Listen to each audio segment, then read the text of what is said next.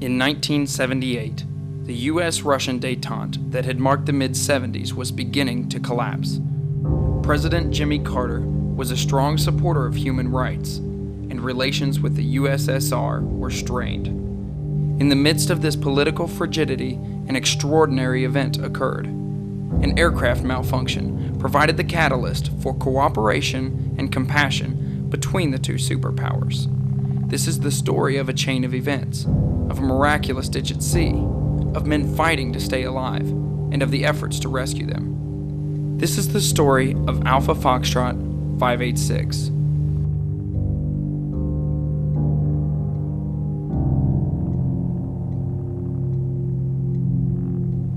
October 26th was a typical fall day in Adak, Alaska. Swirling winds, rain, and snow showers. 15 crew members of Patrol Squadron 9 were scheduled to fly a 9-hour mission that would take them to the periphery of the Soviet Union. Alpha Foxtrot 586 took off at 8:45 without incident. Senior pilot Lieutenant Commander Jerry Grigsby made a routine decision to save fuel by shutting down an engine. The flight was uneventful for several hours, but shortly before 1 p.m., weather conditions began to deteriorate, requiring restart of the loaded engine. At that point, everything would change. The number one engine went off speed. We were going out on a flight that was going to fly off the coast of Russia, very close, to look for any ships in the area, any radar that might be tracking us. We try to pinpoint where it came from and maybe get the frequency, and nothing else. It was just a routine mission in many ways. The only thing that wasn't routine about it is how close we had to fly to Russia. We started the engine back up because when we're in weather that's icy or cloudy, the engine doesn't have any way to de-ice itself or melt the ice off of it, and we were coming into weather like that, so we had to start the engine up. It's like it provides its own heat, just like a car radiator. And shortly after we started up, the speed of the engine started to increase, so much so that we had to shut it down. And by shutting it down, we really caused all the problems. As the RPM climbed, the decision was made to feather the number one engine. Flight engineer Butch Miller pulled the E-handle. Fuel flow and horsepower dropped, but the RPM continued to climb. The prop had failed to feather. It never really struck me yet what they were talking about. There was the trouble, but okay, one engine doesn't work, it's on fire. I was much more concerned about the engine propeller coming off and going through the airplane. By now, Jerry Grigsby was in the left seat. He reduced speed and climbed in an attempt to slow the RPM. It is believed that in the noise and confusion created by the overspeed, the fails to feather checklist procedures were not completed. And the most obvious problem was aural. You could hear the noise, and so you didn't really need gauges to tell you what was going wrong. And the cockpit in the P3 was very wide, and Jerry sat probably farther than a normal couch seat away from me. The engineer sat back about here. So in order to communicate across that distance, you had to physically lean over to talk to him. So once the emergency happened, I couldn't really talk to Jerry at that time. There would be subsequent fires and an eventual catastrophic failure of the assembly. It was only until one point when Matt Gibbons, pointed out that, we had used all the fire extinguisher. So at that point, we're flying along with an engine on fire and a wet wing with fuel there. The emotions were surprisingly cool throughout that 90 minutes. People knew that this was very abnormal. I mean, people are not used to that kind of noise and vibration, which was overwhelming. As things progressed from one engine fire to the next, to the next, to the next, and we ultimately had 4 fires, we realized that our options were pretty limited. The primary flight engineer, Ed Flo, changed spots with him, and when Miller came back into the tube, you could tell in his face and his eyes, the tone of his voice, that we were in severe trouble. We were too far to get anywhere quickly, except maybe by landing in Russia, which at the time, during the Cold War season, was just not an option. True. I don't think anybody thought at first that we were going to have to ditch. I think they all thought we could limp back to Shemya, which was, I'm guessing, about 500 miles away, maybe 550.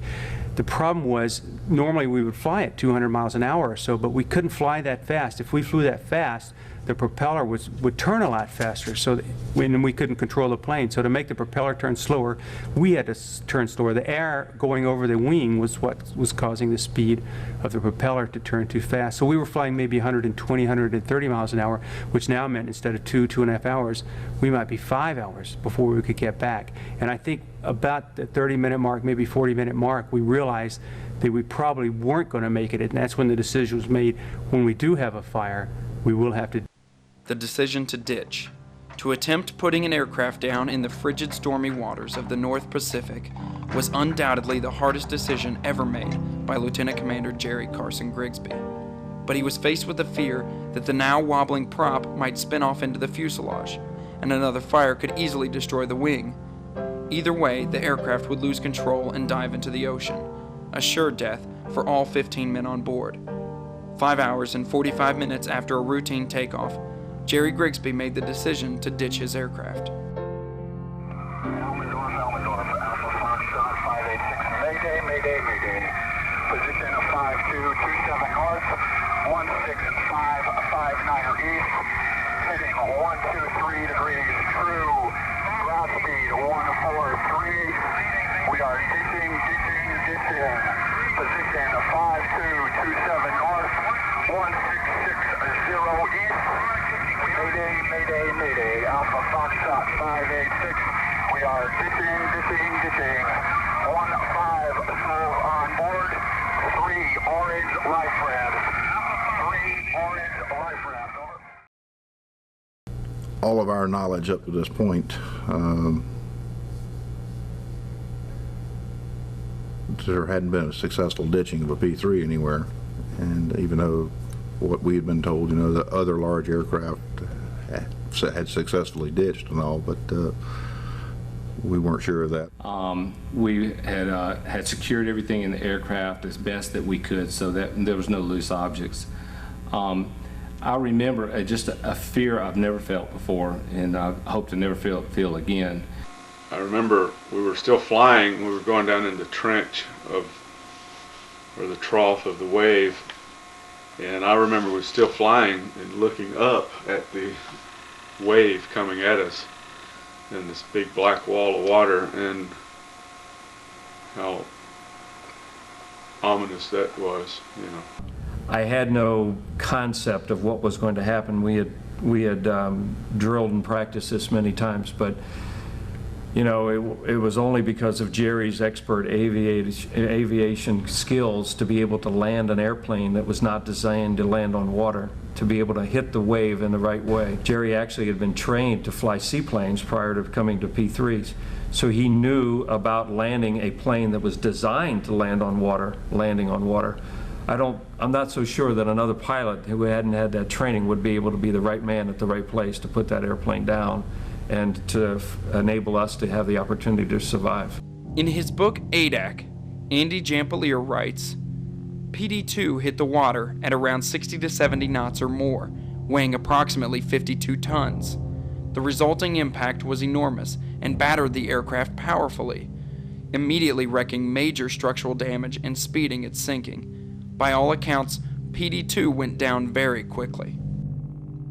I compared it probably to the worst landing plus I've ever been in. The first hit was like a rock on a smooth lake. It's just a little skim of a hit. I think that's when our 3 engines exploded. I remember the feeling of the shoulder harnesses cutting into me, so it was like I was being hoisted up face down into the shoulder harnesses. So I would say there was probably in excess of 1 or 2 G's pulling for me, decelerating forward. And I was alert and awake. The next second, I was completely dazed and out of it. And if they hadn't gotten me up or woken me up or snapped me back to, I would have just been sitting there. Darkness was real quick. There was no lights. If the emergency lights were working, I didn't notice them. I had been practicing on how I was getting up, and as soon as we stopped, popped my seatbelt, started forward, and ran directly into the ladder. And from that moment on, my next recollection is that the water was already this high. I mean, the water was already up to the bottom of our chairs. And it was time to go, let's get out of here, and started yelling, let's go, let's go, let's go, and got people lined up at the overwing exits and started pushing people out as the water was rushing in. And the water got real deep real quick. It was very dark. It was a little bit smoky, but it was, I think everybody was shocked at how quickly the airplane sank. 2 rafts had been launched, a smaller 7-man raft and a large one designed for 12 men. Ironically, and ultimately tragically, 9 men would find their way to the smaller raft, and only 4 men ended up in the larger one. Commander Grigsby did not make it to a raft, nor did Petty Officer Butch Miller, who presumably never left the aircraft.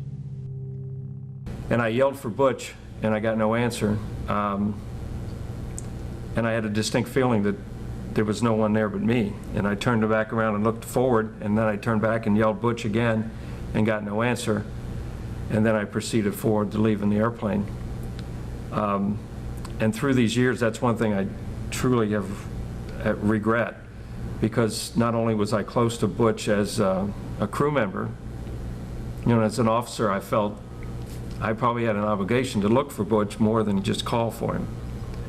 And I regret that, I do. When I exited that port side and inflated my LPA, the life preserver, I saw Jerry Grigsby on the top of the aircraft kneeling.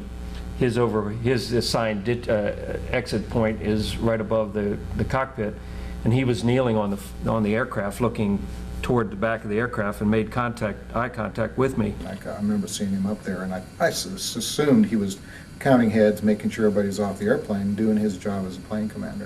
We watched the skipper of the ship, Jerry Grigsby, could not possibly swim over. We watched him. I'll never forget it. He got out the flight station, walked or crawled back on the fuselage. What are my best chances? He waited and he said, I'll go for them.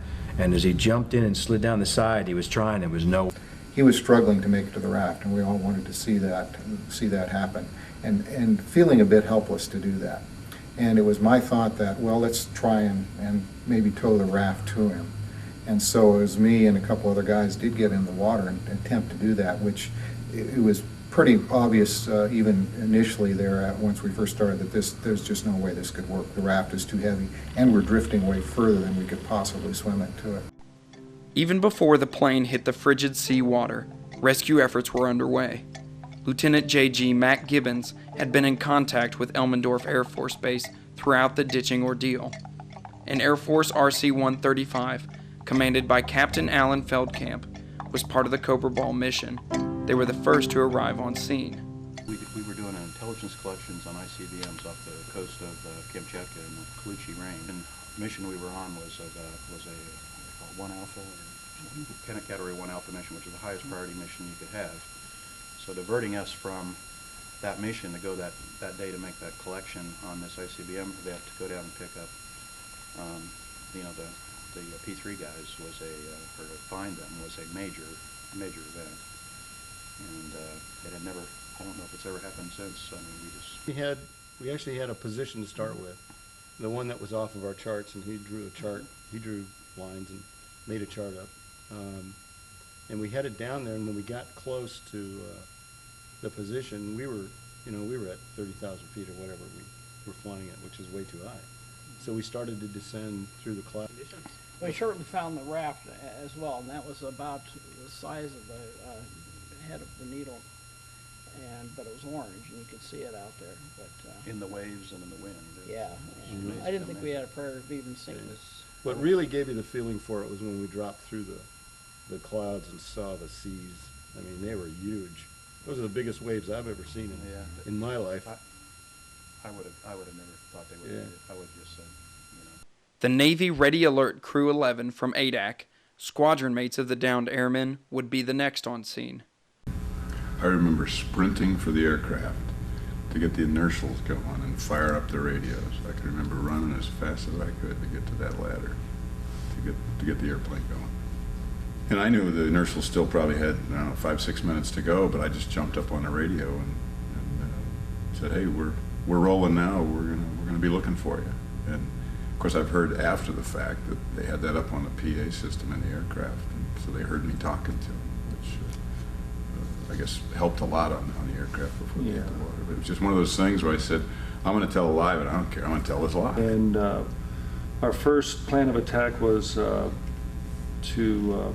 swap positions with the Air Force C-135, so, because they're a jet and they don't do very well down low for long periods. So after a couple of tries, we got that swapped out, and then what helped immensely was that initial datum by the Air Force gave us the initial general location, and then once we got down as low buoy, between a couple of flares and some excellent information from the Air Force guys on datum, we were able to see them visually. You see some rafts, so you know there's some survivors, but then, I'm kind of thinking to myself that, wait a minute, this is not good. What do we do to save these guys now? So. During the next 4 hours, Crew 11 would fly over the two rafts, struggling to keep them in sight. Cobra Ball would relay communications and break away only long enough to refuel. When Cobra Ball, which was the RC-135 with the first aircraft on top of us, when we saw that come overhead, it was like, okay, somebody knows we're here.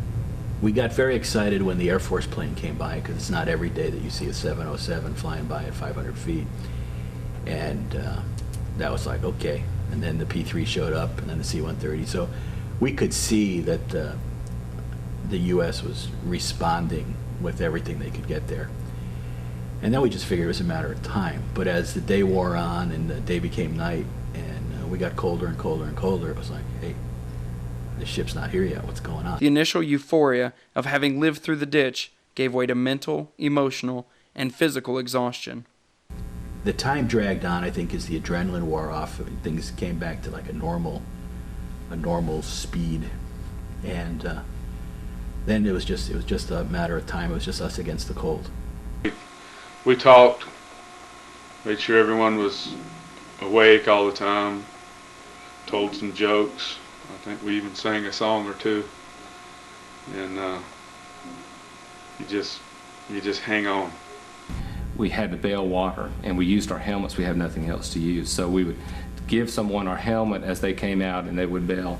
And it was really a fuel effort. To work simply because every time we get it reasonably, the amount of water in the raft down, another wave would break over us, and it was a waste of energy. And to do that is